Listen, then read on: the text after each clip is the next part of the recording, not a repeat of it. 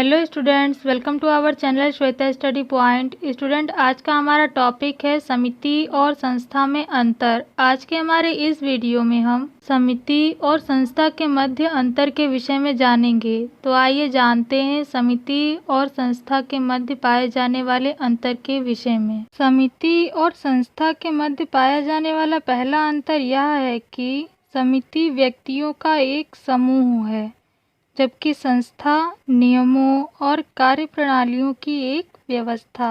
समिति और संस्था के मध्य पाया जाने वाला दूसरा अंतर यह है कि समिति मूर्त होती है क्योंकि व्यक्तियों का समूह मूर्त होता है, जबकि इसके विपरीत संस्था अमूर्त होती है क्योंकि नियमों की व्यवस्था अमूर्त होती है। दूसरे शब्दों में कहें तो व्यक्तियों का एक समूह होने के कारण समिति मूर्त होती है, लेकिन संस्था नियमों और कार्यप्रणालियों की एक व्यवस्था है, इसलिए संस्था अमूर्त होती है। समिति और संस्था के मध्य पाया जाने वाला तीसरा अंतर यह है कि समिति का उद्देश्य निश्चित लक्ष्यों को पूरा करना होता है, जबकि संस्था का उद्देश्य व्यक्ति की मौलिक आवश्यकताओं को पूरा करना होता है। दूसरे शब्दों में कहें तो समिति का उद्देश्य व्यक्ति के निश्चित लक्ष्य को पूरा करना है, लेकिन इसके विपरीत संस्था का उद्देश्य व्यक्ति की मौलिक आवश्यकताओं को पूरा करना है।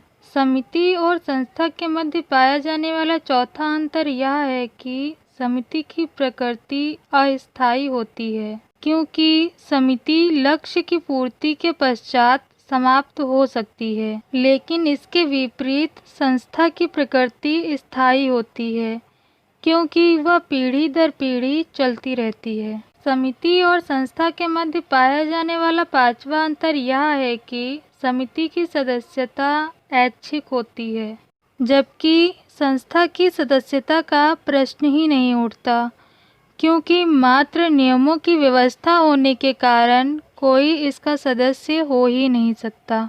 समिति और संस्था के मध्य पाया जाने वाला छठा अंतर यह है कि समिति का एक निश्चित नाम होता है, इसका कोई प्रतीक नहीं होता, जबकि संस्था का कोई नाम न होकर एक निश्चित प्रतीक होता है। समिति और संस्था के मध्य पाया जाने वाला सातवां अंतर यह है कि समिति का आधार परस्पर सहयोग होता है, जबकि इसके विपरीत संस्था का आधार अंतःक्रियाएं होती हैं। समिति और संस्था के मध्य पाया जाने वाला आठवां अंतर यह है कि समिति के नियम प्रायः लिखित होते हैं, जबकि संस्था के नियम लिखित नहीं होते हैं।